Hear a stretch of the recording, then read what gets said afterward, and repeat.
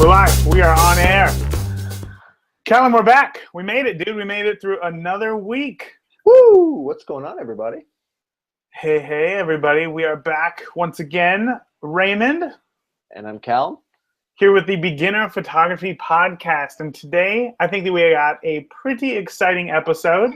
It's all about lenses, right? It is. All of them. Long ones, short ones, big ones, heavy ones, expensive ones, cheap ones. Every single one we could think of. And this is a question that I hear a lot from, a lot of new photographers, which is why lenses are so expensive. So we're definitely going to get into that.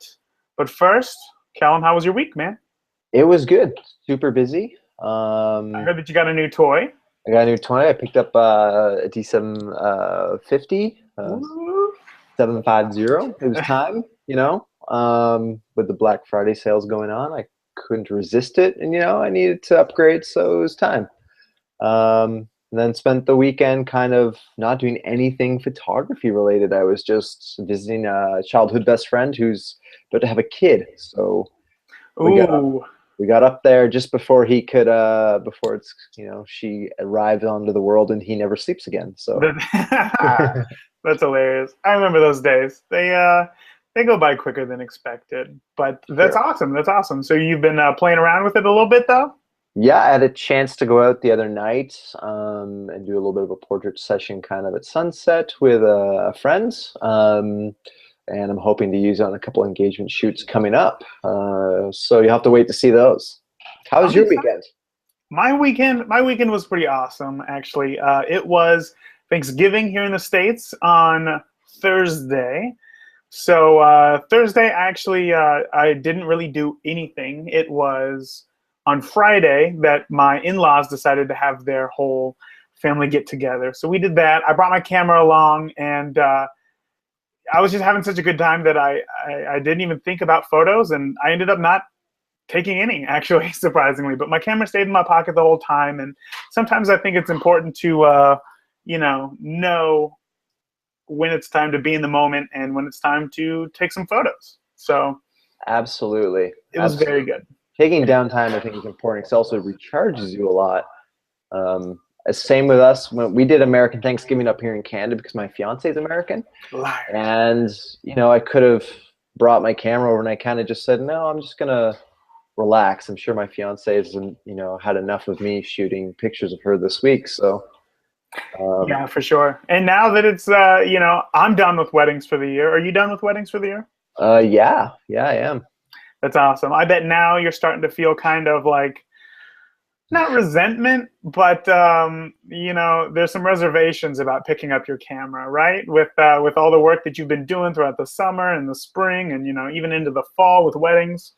Absolutely, yeah. A little bit of decompression time is really good, and it also gives me a chance to kind of look back at my own work and kind of see what I like and what I want to get better at, and lets me plan for next year. But with the new D750 in my hands now, I'm kind of, you can hear my dog there. She's shaking her hair and shedding everywhere. But yeah, I've been itching to kind of shoot this week a bit more than I think the last 2 weeks. So it's been interesting. It's been cool. I like it. This is cool. I bet that's got to be a weird feeling. Like, you know what? I'm ready to take a break from the photos for a little bit after having such a long wedding season, but I just got a brand new camera and I just want to shoot everything now. So it's kind of conflicting, right? It is definitely conflicting. But we are busy in other parts of the, spectrum of our lives. So here we are. Here we are. And, that kind of reminds me that, I'm sorry. With, like we just talked about having reservations, I guess, as far as picking up your camera and putting it in front of people's faces. It kind of feels like the camera becomes somewhat of a ball and chain after the whole wedding season. But I want to talk about how, one thing that I learned this week was the importance of doing something that you actually love. So obviously we love photography. We are photographers. We do this full time. But sometimes the business kind of takes over and, just kind of plays in the back of your head all the time. And it's just like this low hum. And you forget why you fell in love with photography in the first place. But I just had some engagement photos with a couple who They're very low key. They said that they really don't like, much PDA or public displays of affection, and they just wanted to go out and grab a beer, for their engagement photos. And I'm all about that. I thought that was awesome.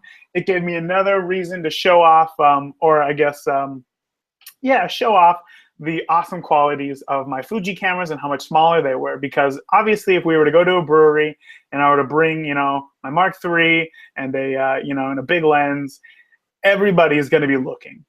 It's going to feel uncomfortable for everybody else. But when I just brought my little Fuji, X100T, I don't have it on me, but it's about this size. It's much smaller. You just look through it, and then boom, you just take a photo or two, and then you're done. Right? There wasn't any of this, hey, look at each other and kiss and, do something with your hair, flip it off to the side. It was just, it felt like some people hanging out.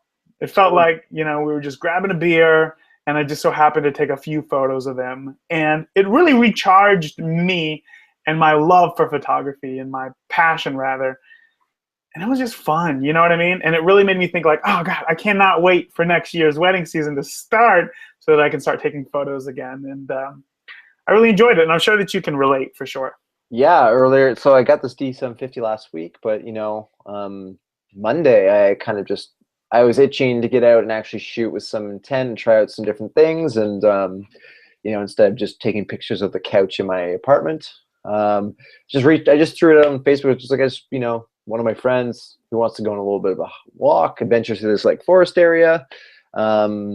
And one of my friends, Jordan, got back to me and just said, yeah, I'd love to go for a walk. And then it kind of turned into this like very impromptu, no real specific direction, portrait session where I just got to kind of have fun and not really worry about anything other than what I really loved about photography. And that was capturing kind of little hints of moments in daily life. And very organic, and then at the end of it I came back really recharged. It was like, I didn't get paid for this. I just got to go out and explore a forest near my house, and it was like one of the best feelings ever. So I'm totally on the same page with you. That's so awesome. And it's cool that it kind of happened at the same time, that we can both totally relate to each other, because some people, I don't know, I guess they might not feel the same way, or it really is a business for them, and the camera's just a tool that they use to make more money. But I love that we have a passion for this, and hopefully our listeners do too, because that's exactly who we want to talk to, who we want to listen to our podcast. People who love photography, who want to learn as much as they can about it, and whether they want to start a business later on down the road or not, kind of really doesn't matter at this point in their learning adventure. Totally, yeah. It's even myself, like, we're gonna see, actually we're gonna show off some images today when we talk about compression and lens choices and all that stuff. And I've got some from my travels backpacking Europe. Really bad photos, I think, for what I demand of myself, but Raymond thinks they're great photos, so we're gonna show them off to the world. Yeah, I already saw them. I think they're cool. And I even go back then and see those, even knowing what I can do now. But back then I can go, oh, I can see why I did this and why I was so excited about this photo at the time, and why I loved photography back then. And seeing that, I think love and dedication grow, and passion without having to worry about business is really where I get excited. Absolutely. So what do you say we get into it? Let's jump into it. Let's do it. All right. So, like I said earlier, one of the biggest things that I know a lot of people ask me about, or the biggest complaint that I see on certain photography forums, is people talking about the difference in lens prices. Obviously, there are 50 mil lenses that people can buy for $100, and then there's another 50 mil lens that costs $1,400 or more. And people really want to know why, understandably. Why is it so much more expensive, and is it any better? So, Callum, you want to start off with this one? Yeah, so there's a whole bunch of different qualities that make up why lenses cost so much money. I traveled Europe with a 50 mil, the nifty 50. It cost us like what, 125, 30, 130 Canadian. It's like $100 for you guys in the States. That's all plastic, that's really It's kind of the low end of the plastic glass barrel, but it's been so popular because it's so cheap and does a really good job. But there's a whole bunch of things, and we're going to talk about that, what those qualities are. But just to give you a quick overview is the big considerations for price and quality is whether it's plastic versus glass, compression, or not compression, sorry, chromatic aberration. And we'll talk about that, and we'll try and show off maybe an image where there might be a little bit of that, but we might not have an image. A bunch of images. You got a bunch of images? I think I have one or two. We have image stabilization technology, which sits in a lot of the higher end cameras that are expensive. And what else? And then prime versus zooms. Zooms become more expensive a lot quicker because of just the physics that are involved in making multiple pieces of glass interact with each other inside a barrel. Exactly, exactly. So I guess, one thing that we forgot in that list is the aperture as well. Aperture, yes.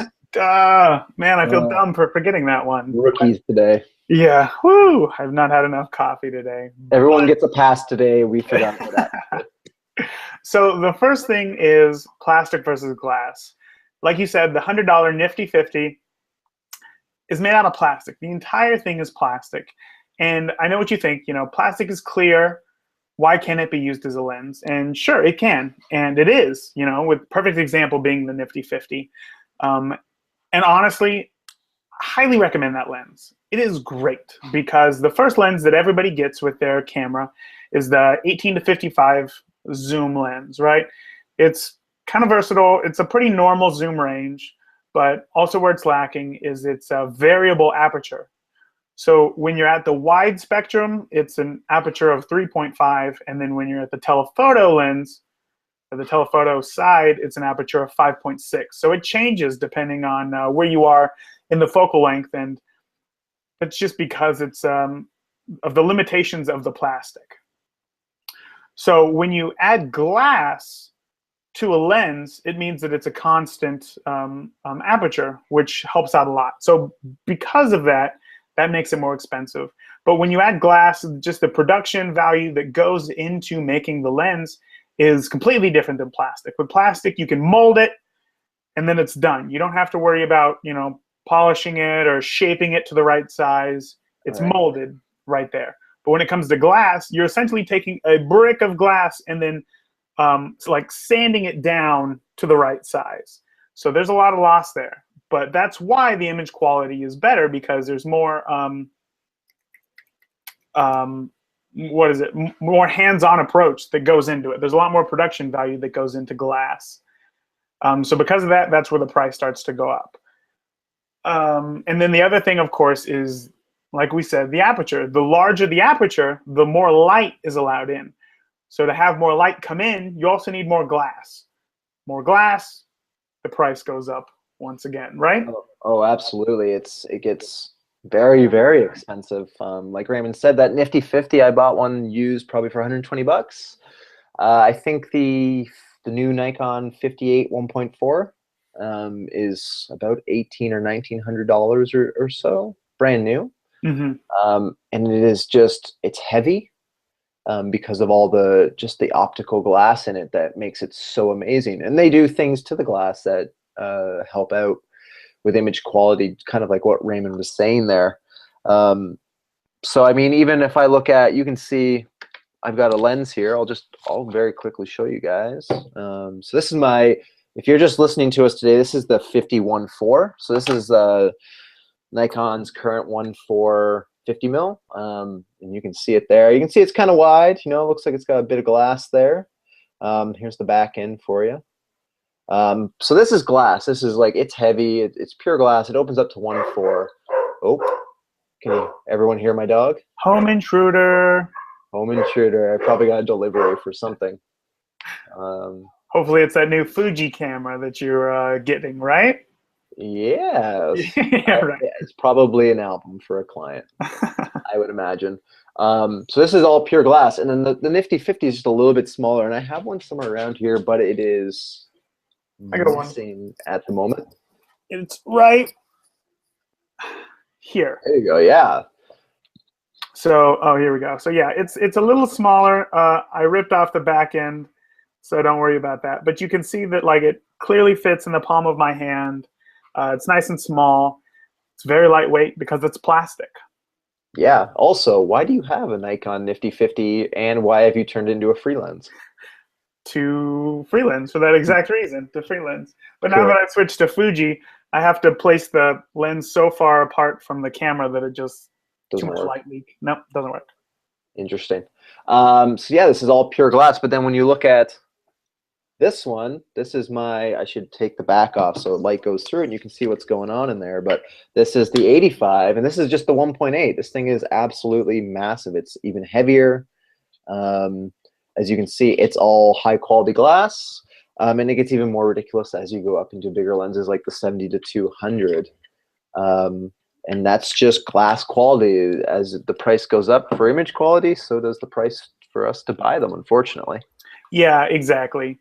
So, those are two of the main things, glass versus plastic. When you're looking for a lens, one of the things that I highly recommend is that you spend more money on your lens than you do on your camera body, because lenses are made out of glass, right? And when was the last time you heard of like glass technology? It's not very often, right? No, never. Right. Never. Whereas with camera bodies, sensors are always upgrading, ISO performance is always getting better, but glass always stays the same. So if you can get a good piece of glass, that's going to last you for maybe 3 camera bodies, so 3 times as long as your camera will. So it makes sense to invest in that as opposed to a new camera, essentially. So I would highly recommend just buying the cheapest camera that you can buy if you're just getting into this and you don't have a camera. Just buy the cheapest camera that you can buy, but buy the best glass that you can afford. And for Canon users, there's a middle range. There's the Nifty 50 that's $100. That's a 51.8. And then there's a 51.4 for about $300. And then there's the 51.2, which is $1,400. If you can afford the $300 1.4, made out of glass, awesome lens, great build quality. It's on that camera right there that I use for video. Highly recommend it. Cool. Yeah, it's pretty similar for Nikon as well. So I mean, the Nifty 50 is about $100 used, and or even cheaper probably in the United States. And the 51.4 is sitting on my D750 right now just for some experimental stuff I was doing. But the new flagship one is the 1.458. Everybody loves it that I've met. They just say you got to sell your left and right foot to buy one. And that one runs in the high 1700 range. Yeah, super expensive, super expensive. But Super expensive quality though. But it is important to also use your money wisely. So we're not saying go out and buy that lens if you don't have the budget for it. You can create great images with the Nifty 50. I have tons. That was the only one that I owned, the only lens I owned, and it worked great. I took pictures of people, took pictures of everything with it, and there was no issues. Right. Yeah. The big thing here, like we've talked about on previous podcasts, is that the gear doesn't matter as much as your technical knowledge. So if you just start off with a 1.8, or if you even have a 1.8, don't worry about upgrading right now. Let your experience dictate when it's time to upgrade. But you should get a prime for sure. So one of the next things to talk about is, like we were just saying, image quality is important. The image quality gets better with glass. But there's one thing that a lot of people don't really know about, but it can be important, because people want a prime lens or they want a faster lens, which means a wider aperture, because of its better image quality. But there's something called chromatic aberrations. Chromatic aberrations. And it's kind of an enemy of photographers, because let me show you an example. But first, let me tell you what it is. So first, chromatic aberrations are, because there's multiple pieces of glass in the lens, light is coming through them, and then the angle of the light is being switched in a different direction with each new piece of glass that it passes through. Well, when there's a high contrast photo, sometimes the angle might be off a tiny bit, a tiny bit. So maybe the color red or the color green will show up in high contrast areas. And I got a photo right here that I'm going to show you. So this typically happens in cheaper lenses. So here we go. So this is my son, Charlie. Now this is a 1:1 crop, so it looks like garbage. But this is a photo of my son, Charlie, and he's playing on his little leap pad. And you can see right here where the white meets the black, it looks red, right? Yeah, there's a red, purple fringe going on. Yeah, and that is what we call chromatic aberrations. Okay, so if you're looking at a photo like full on, maybe you won't notice it as much, but it's also not going to seem very sharp. So here's another photo that I took, which illustrates it a little more. Like, look at her hands right here. You can just see the outline of her hands there with the fringing of the chromatic aberration. Yeah, It looks like, and she's another photographer here locally. Her name is Holly Russell. She's a great photographer. You could just see, it looks almost like a halo effect, right? So when you're looking to take photos, you want them as sharp as possible, and that's why you buy a lens with glass in it. But do your research, because this was taken with a 51.4, which is made out of glass, but again, chromatic aberrations. And again, another area of high contrast between white and black. This one, it's not as noticeable. And I'm not even sure if with the compression of Google Hangouts you'd be able to see it, but looking on my computer, it's a bit red right here. I can't really see it through Google Hangouts. What I can see, though, is if you go back one image, yeah, what you can see is the green fringing between the shadow and the background there. Yes. Oh, yeah. Oh, even on the pant leg there, the green fringing on the right side. Absolutely. Yeah. So typically it's just pink or red, rather, because it's all primary colors, red and green. But yeah, you can see it right here as well, and it looks green. It looks green right here in the eyelets of the shoe as well. So sometimes it's not a big deal, and really, you know, what's important is just getting the moment. Where'd I go? There I am. Is just getting the moment when it happened. But it's just something to be aware of when it comes time to making an investment in this glass. I would say that the Sigma series, the Art series, way better than the Canon 1.4. And if you can afford, it's about double the price. And if you can afford it, I would say go for it, because there's oftentimes now when I go back and look at my photos, I don't know if it's just because I have the technical knowledge now, but when I look at them, that's the first thing I see is those chromatic aberrations. And I just think it just doesn't look as sharp as my photos that I take now look, even though I still have the 1.4. Yeah, that is absolutely true. And I was going to bring up this point is I used to have the Nikon 35 f2, and that was like 80s technology. When they released that lens, I used that for a long time as my 35 full frame lens.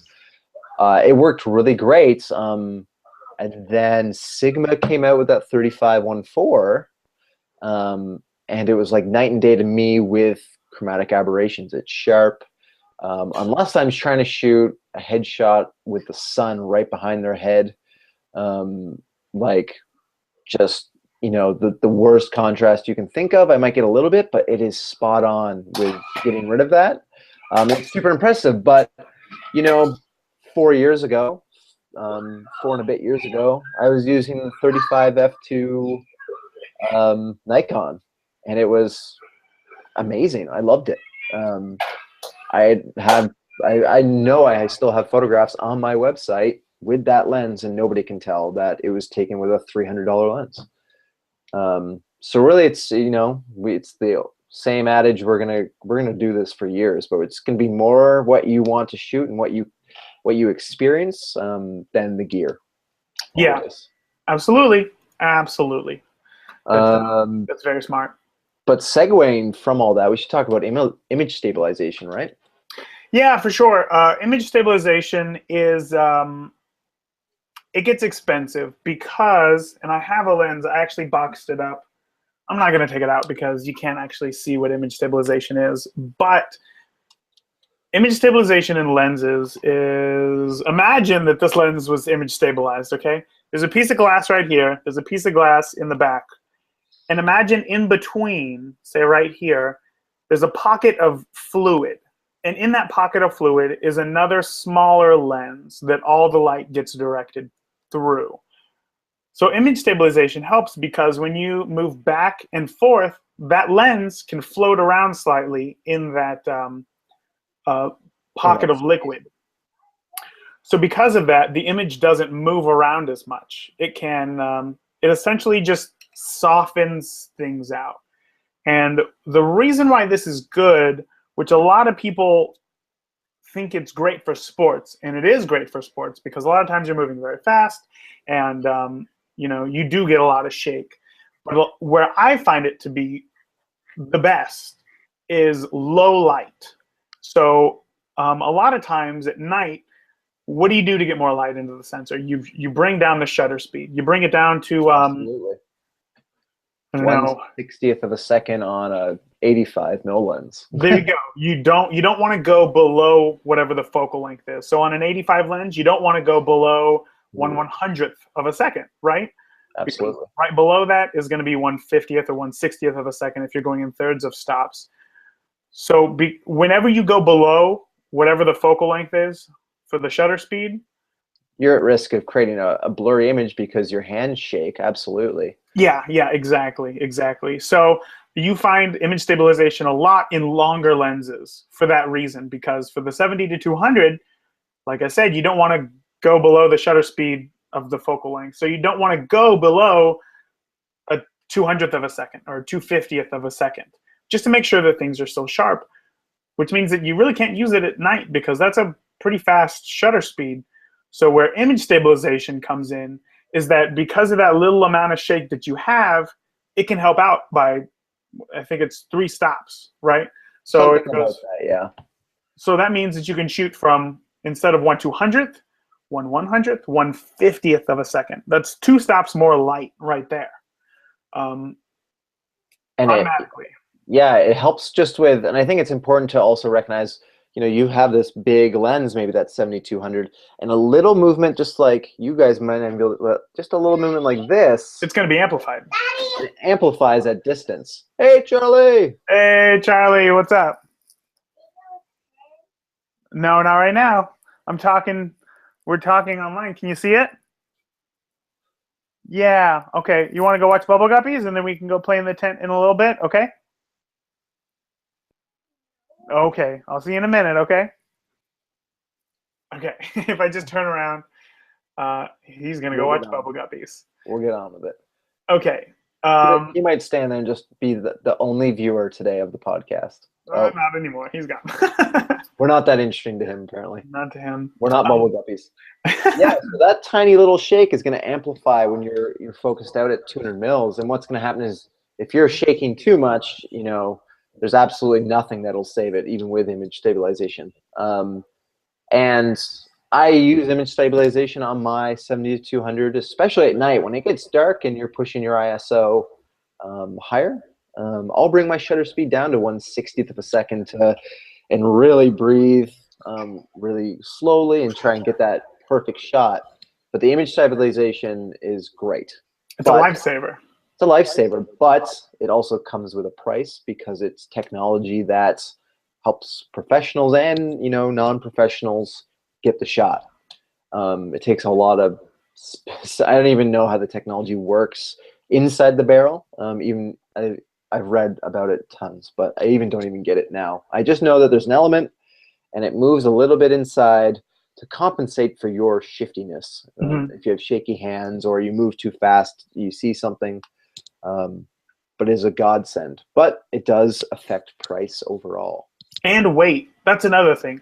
Oh yes, weight. Weight is huge. Between the the old 7200 for Nikon without image stabilization. It's called VR for Nikon, vibration reduction. And the ones that do have them, the weight is, it's massive. Yeah, well, you know, it's literally a whole nother piece of glass inside of a pocket of fluid. So you got to think of the weight of, you know, the fluid as well as the glass to be able to move around freely. So it does add weight and obviously space. So because of that, you got to have bigger glass.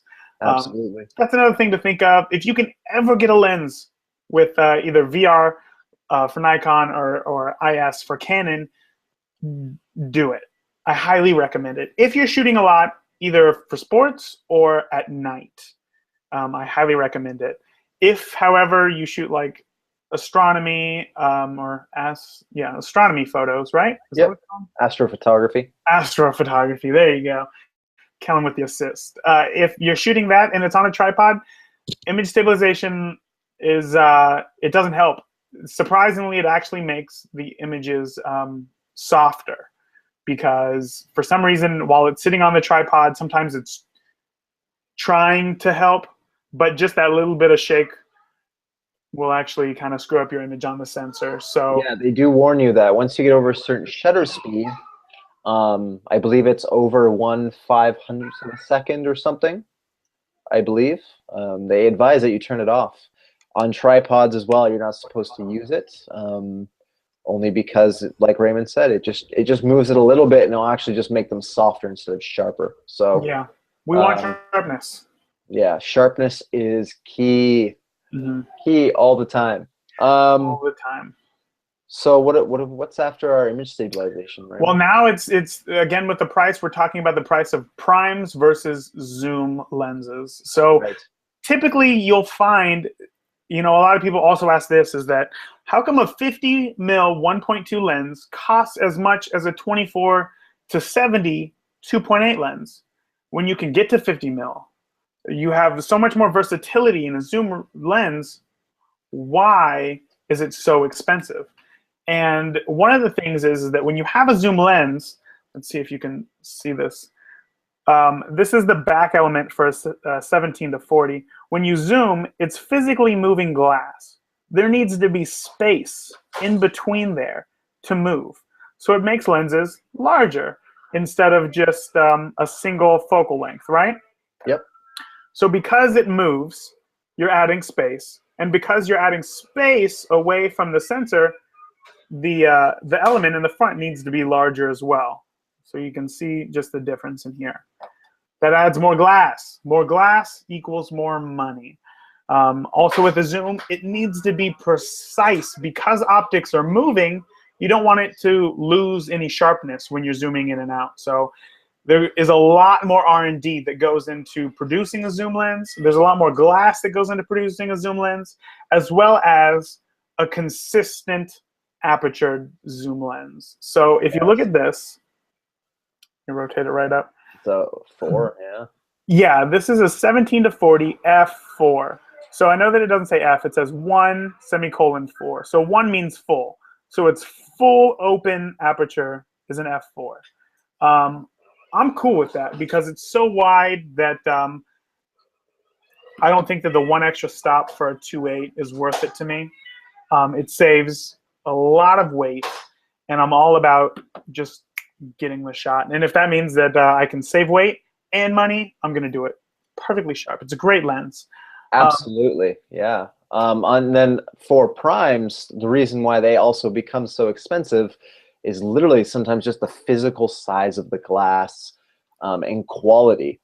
Sometimes with zooms in Nikons, especially at their lower ones, with the the 18 to 55s and the 55-300s that are kind of I guess what people consider kit lenses that you get when you buy. They have a combination of glass and plastic elements that work together, and also weather sealing comes into effect and drives the price up of these kind of really high-end zooms. So there's a whole bunch of kind of questions you have to ask about your prime versus zoom candidates. And they, like Raymond has that, was it 17 to 40 Canon? Yep. That works for him because it gives him versatility for the wide angle. And then also if he's in a jam and can't get his other camera in his hand, he can zoom into 40 mil. Yeah. And he's good to go. I'm on the other end. I'll have a either the 24 or the 35 on one camera during a wedding day, and I'll usually shoot with an 85 on the other end. So if I need to get wider, I just kind of put one camera down and pick up the other one and keep going. Yeah, no, absolutely. I think that, I guess, starting off with this one might have been a bad example. This is the only zoom lens that I own, and it's only because I keep this thing at 17 mil 99% of the time. And of that 99% of the time, it's only during the reception. I don't use this basically for anything else. I might use it for a shot of a church, just to get an ultra wide, or one shot of the room, just to, again, just to document what it was. But aside from that, like Callum said, I always have either a 35 or an 85 equivalent now that I'm on Fuji on my cameras. So yeah, that's another question I'm sure that you get asked all the time is, why would you shoot primes if you can just shoot a zoom? If you can, why would you have a 35 mil lens and an 85 mil lens when you can pretty much just get a 24 to 70 and be set? And have both. Yeah, so I mean, one part is quality. I think now, as I moved into the professional realm, I look for higher quality in all my lenses than I think probably what I expected. And I think it's pretty well documented. We don't really go over it a ton because you can go onto many websites and see the quality difference between zoom lenses at different focal lengths and primes. Primes just operate better. And that comes down to a lot of the technology behind prime lenses. There's less glass to sort of murk things and make things softer. You're getting a much sharper image through one. Oh, Charlie's back. Prime optical lens. Everyone wave to Charlie. Hi, Charlie. Are you watching Bubble Guppies? I love that he makes cameo appearances. Yeah. I'm just saying. And I think also it forces me to also interact more with what I'm involved in, as opposed to standing really far back and zooming in and out and being lazy about it. Yeah, that was my biggest thing, is that I found that I became, I hate to say it, an extremely lazy photographer. When I first got my 5D Mark II, I had the 24 to 70, as well as the 17 to 40 and a 70 to 200. I would just camp out, man, and I would just zoom in or get wider whenever I needed to. But it wasn't until I told myself, you know what, I'm going to shoot with the 50 a little more, that I found that just the walking back and forth and the additional depth of field, gave me a boost as well, that I found that it was a much better fit for me. So it made me less lazy. And on top of that, the added benefit of the better image quality and the depth of field made it a no-brainer for me. Absolutely. I totally agree with everything there. But however, if you are an event shooter, if you shoot like parties, like birthday parties, or if you shoot, corporate events or something like that. I know a lot of corporate shooters in Texas, and they rely on their zoom lenses, and that makes sense for them because sometimes they're in a really tight spot and they're in, or they need to get something far away, and they're not being hired for an artistic view like they are for a wedding, but they're being hired to capture the moment. So I think that if that's what you're focusing on, or if you're only taking photos of your family, maybe a zoom lens is the right choice for you. But if you really want to take a step out of your comfort zone and get something a little more artistic, I would say get yourself a prime and give it a shot. Absolutely, and I think that segues us right into compression. Yes. Which is a big thing with zoom, so focal lengths, and with apertures. And as aperture, and I guess something we didn't mention originally was that the apertures typically are wider on prime lenses. Yeah. It's just a money thing to develop a Charlie. To develop a zoom aperture at 1.4 would be probably almost too expensive. But well, they make that Sigma 18 to 35 zoom lens, which is a 1.8. Right, but to get down to like 1.4 would be Yeah. another level of glass, different optics. Well, the other thing to remember that's super important is that it's only made for crop sensors. It doesn't work on full frame for Exactly. that reason. And that's another sort of, realm where you have to worry about full frame versus crop sensors and whatnot. And we won't even go into that today, but It's I not think important. it's yeah, maybe another video. Um, but we should show off some examples, Raymond, of compression Cool. with different focal lengths, so people can get a quick idea of what focal lengths will do for your image, and where quality glass from primes comes in. Yeah, Should I absolutely. go? Should I go first? Yeah, if you want to, you have an example of yourself, right? Not of my own, not me. It's not a picture of me, but I have my own. But I mean, a photo that you took, right? Yes. So Okay, cool. I'm going to screen share here. You guys are just going to have to be a little bit patient. Ooh, there we go. Here's 4 images. Can everyone see that? Yes. Cool. So here's the first one. This is actually 2012 backpacking trip. This is the one that Callum doesn't like, but I think is pretty darn cool. Yeah, I think knowing what I know now, I could have done some different things, angled it a little differently, post-processed it a little differently. But that's really not the point here. The point is that this was a wide angle, and this is the 10 to 20 Nikon crop sensor lens, if I So it was recall. about a 15 to 35. About 15 to 35, yeah. And so this is the Louvre in Paris. I think everyone knows where this is. What I wanted to point out with this was compression. There is really no compression in this shot. We can see if you're kind of just listening, in the bottom, you can see this marble sitting area that surrounds the Louvre. And then you can definitely tell that it's some distance back to the actual Louvre. And then even farther behind that is a building. I forget the name of it now. My apologies. It's Someone just the from building behind the Paris. Louvre. Someone from Paris will be like, no, that's this building. Yeah. And thank you. And then you can see even farther in the distance, people and more monuments. So really the compression here is non-existent. This gives you almost a sort of exaggerated view of the depth of field that you have in this shot. But what I wanted to do was then obviously flip and show you guys a 50 millimeter shot. So I've got, this is 10 millimeters, this is 50.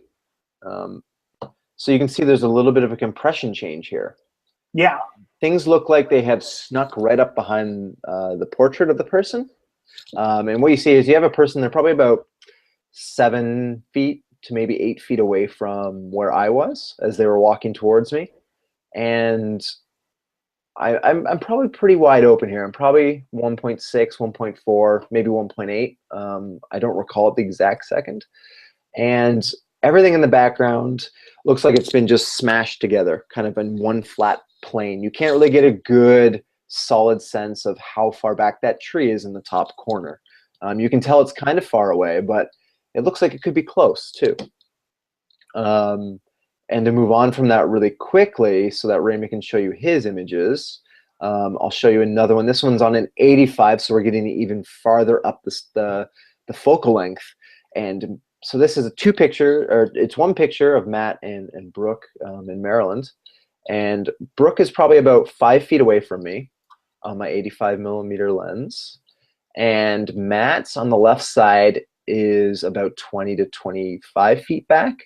But he looks like he's right next to Brooke. It looks like he is only maybe a few feet away from her. Yeah, yeah. It doesn't look like there is such a separation of space. Right. He had to walk quite a far back. He's actually on a rock in a river at this point, but he's actually quite far back. And this was achieved because the compression on the 85 millimeter lens makes everything in the background sort of enlarge and pull towards the top of the image or the front of the image. So you can see that very clearly as compared to, say, the 10 mil photo, the 10 millimeter photo. Yeah, it looks right here like it would take you at that picture of the Louvre.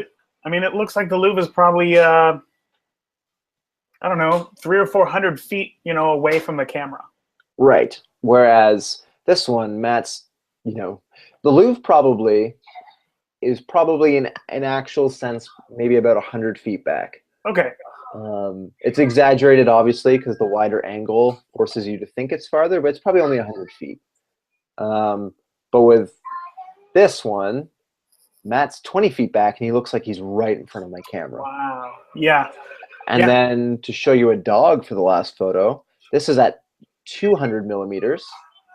And this dog is probably, he was probably 50 feet back from me. I couldn't get too close to him with this image. But the background, the green scenery you see all around the dog is actually probably another 60, 70 feet back. It was really far away. He was right in the middle of a big open pathway, not really much behind him. And what you can see here is that everything's gone very blurry. It's very out of focus. And there's really nothing that you can't really tell what it is, but you can see that it feels almost as if it's right behind the dog. It feels like it's right there next to him. And that's compression. That is just compressing an image right into the middle of one image. Yeah, it looks like he is like got his back up against the that fence right there, or the wall of greens rather. Exactly, exactly. So that's kind of 4 different examples of how depth of field will work, and compression will play a part. As you scroll through these, you can see just different levels of compression, and that's just your focal length that has created that compression. I like it. Those are good examples, man. Thanks. Thank you. Awesome, awesome.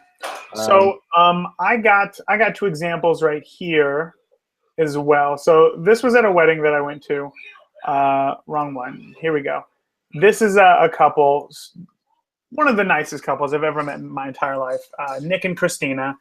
They got married in an old Orthodox church, right? So you can see here that I barely got like the chandelier in the photo. It's a little bit tilted because I think I went from portrait to landscape, or yeah, from landscape to portrait real quick. So it's a little bit off center, but I got the chandelier up here, and then it's right up against the steps at the bottom, but it's really focused on them. And if you look at the background, it looks like they're pretty close, right? It looks like they're, I don't know, 5 or 10 feet away from the background. But yeah. I took the same photo with my 17-40 right here, and suddenly this church is huge. Yeah, it looks huge. This is from the exact same point. So with the 135 mil lens, I got, I don't know if you can see my mouse right there, but I got from here down, you know, barely to the steps right there. So you're really zooming in. I mean, I'm getting, I guess it's 135, 75, 30.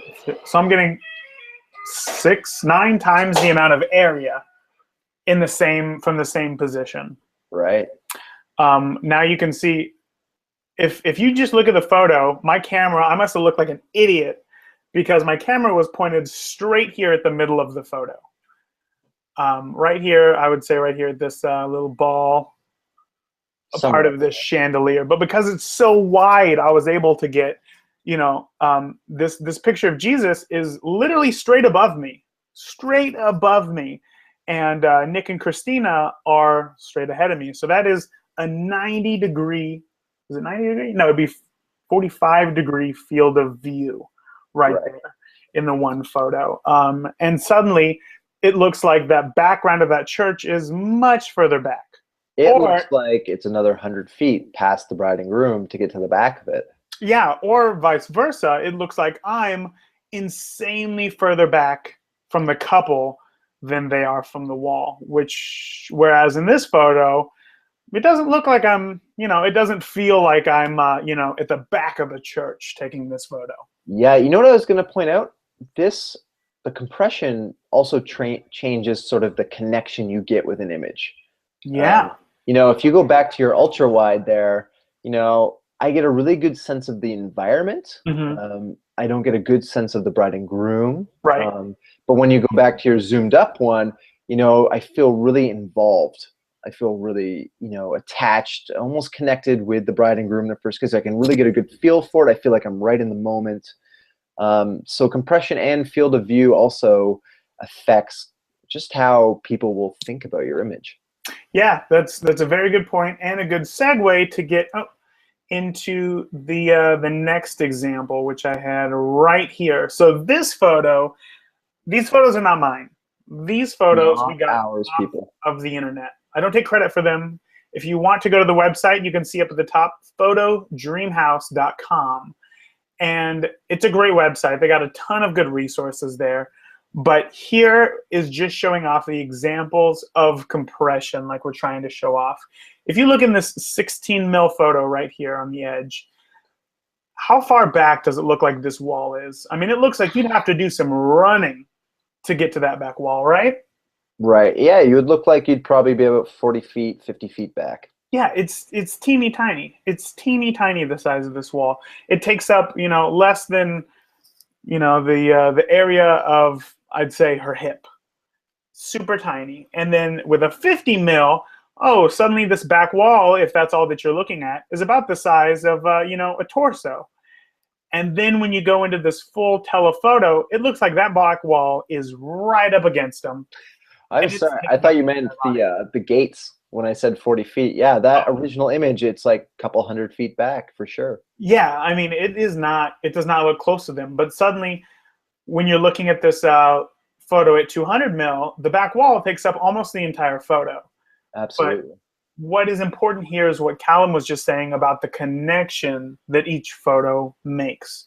So obviously here at the 16 mil, it's more of an environmental photo. We get an idea of where they are. They're in front of, this beautiful gate.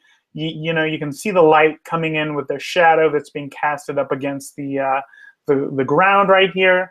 And then you move on to the 50 mil. It's more of a photo of them. We see them, but still you get a lot of elements of their surroundings, which is the photo that Callum showed earlier of his, which was an awesome photo.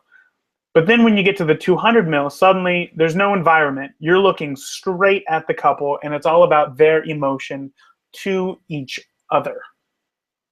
Absolutely. And you know what I think is interesting to point out is the bride and groom do not look like they have moved at all. And what I am thinking is the photographer here on the 16 mil on the left side is probably only maybe 5 feet away. Oh, yeah. They're super close to the bride and groom. They're probably almost right on top of them. But because of the way the field of view works, for that 16 mil wide angle, it looks like they're a solid 15 feet back from them. And that plays into how close and how far away you can get for different effects. With the 50 mil, he or she, whoever the photographer is, probably is maybe about 10 to 15 feet away. And then I bet you that 200 mil photo, they are probably somewhat similar. They're yeah, if you look at the difference between that window in the background, I mean, it looks about the same, but now it's actually taking advantage of the telephoto and just zooming into the couple. But I think that this is a phenomenal showcase, and comparison of the difference of focal lengths, and not only to show off what it is that you're trying to showcase, whether it be the environment or a little lifestyle with the 50 mil or a straight up portrait with that 200 mil. And obviously what they can do for the photos. I'm back. Here we go. Yeah, it's a lovely series of images and just shows it off, I think, fantastically, man. So there's really a lot of questions that you have to ask yourself when it comes to buying a new lens, figuring out what new lens it is that you want, why it's so expensive, and what you're going to be using it for. Absolutely. And I think, just as Raymond said there, don't feel like you always have to go out and get the most expensive lens right away. Some photographers are out there doing crazy things on like 500pixel.com, px.com, and Flickr with kit lenses on, entry-level bodies in crop frame. And some are doing amazing things on top of the line gear. It's kind of all about what you need, what you can afford, and what your artistic eye is really trying to create. I shot with the 50 mil Nifty 50 for a long time. I shot with really old 80s lens. I still shoot with a 80s or 90s Tamron macro lens. Yeah, Um, I think that's awesome. That's really awesome that you're able to do that. it's cracked on the side of the plastic because it's plastic, but it all works functionally. I still give albums out and deliver from photos with that lens. I Yeah. think it cost me all of $180, as opposed to the same lens from Nikon, the new one being $700-800. Yeah, and I mean, even into right now, like we're both professionals, we both do this full time. This is how we make our money, and yet you still shoot with the 85-1.8, right? Yeah, They make an 85-1.4, which is considered their top of the line pro glass. yeah, And I I do. still shoot with this 50-1.4 right here, and I don't own the 50-1.2 because I don't need it. It doesn't fit my style of photography better. My style is get the moment, like right now, get that moment. And with a 51.2, that lens is going to be not only larger, a lot heavier. So Totally. if I'm having, I don't want to say having a hard time holding the lens because it's not that heavy. It's not like it's 50 pounds or anything, but after you're holding it all day, you can get kind of tired. So when you're looking through it and other people see the lens, it's a big lens. It's a big lens. And suddenly they feel like they're on the spot. Like, whoa, oh, we have to pose for a photo here. Geez. And it just looks fake.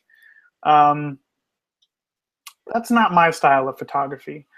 I don't care about the best image possible if you can still snag the moment. So I would much rather save money on a lens that is going to do the job than just worry about, oh, but look at the technical details, look at the MTF charts, and but what about the 6 pixels of chromatic aberrations right here? That doesn't matter as much to me. What matters is this guy and his needs right now. What's up, dude? Okay, yeah, we'll play with the Christmas train. It's almost Christmas. In 5 minutes, okay? 5 minute countdown for everybody right now. Yeah, I absolutely agree. I think, there's tons of the 750s out that I just talked about with my new camera. There's the D800s, which are like the newer, the A10, I guess, is the new kind of huge monster camera that Nikon makes. But I know photographers doing 40 weddings a year who run on the old model D700, or I think it's the Mark II for Canon. Yeah. It's the similar, right? And they still great cameras. I think you should upgrade any piece of equipment when something that it does is going to help you make your life easier or help you actually do something better. But you got to know what that is. A lens isn't going In a minute, okay? A lens isn't going to, it isn't going to make people happier. It isn't going to get them to smile and have an authentic moment. It's all about kind of what your vision is. So, yeah, I want to buy a new camera, but it also is going to help me shoot a bit more in the dark, or it might help me autofocus better, which I'm very critical about. So that's where we are with that. Now, this isn't related to lenses, I'm sorry, but do you do single point and recompose?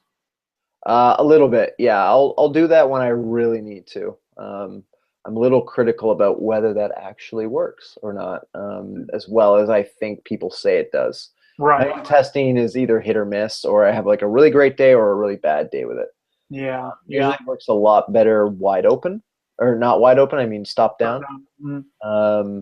If what I do is if I need a focus point, but I need to recompose, I'll usually try to take a step back, get it in that focus point, and then crop into it later. Oh, I got you. Get a little bit more depth of field in there as well by stepping back. Yeah, yeah. It's all about playing with it and figuring out what works for you. Yeah, absolutely, absolutely. Well, I mean, I think that we went over lenses pretty well. It's impossible to go over everything. We could do an entire podcast over chromatic aberrations, but I know that you don't want to hear it. If you want to hear it, there's plenty of other websites out there that's going to talk about it. I just wanted to let everybody know that it's something to be aware of.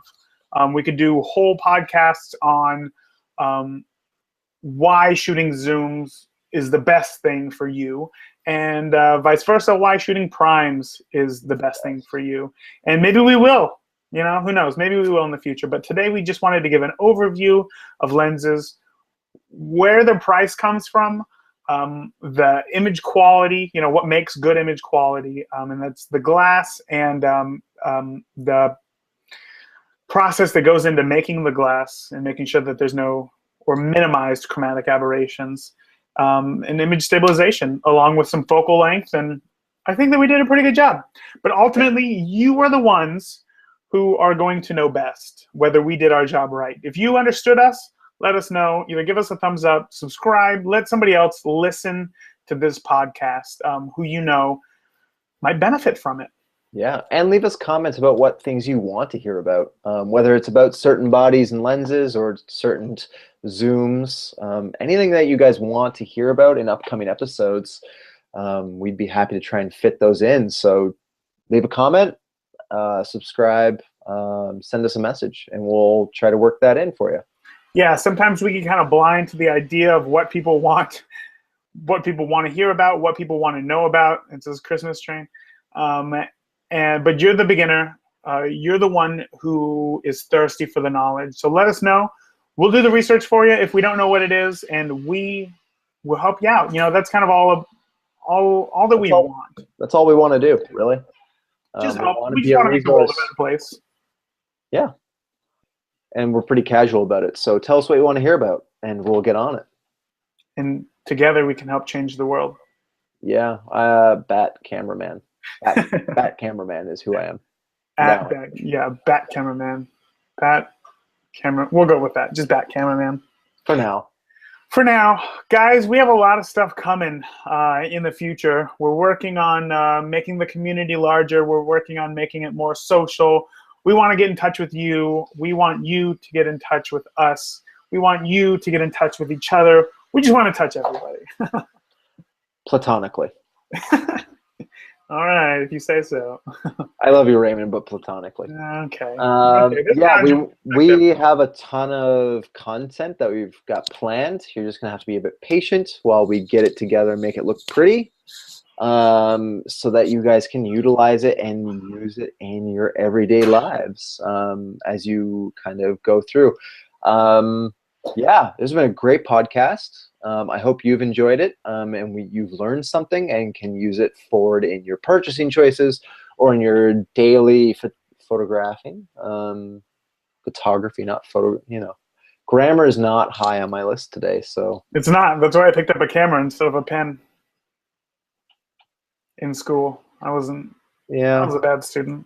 Regardless, we're here now, and we're hoping that you get a lot of information out of our photography.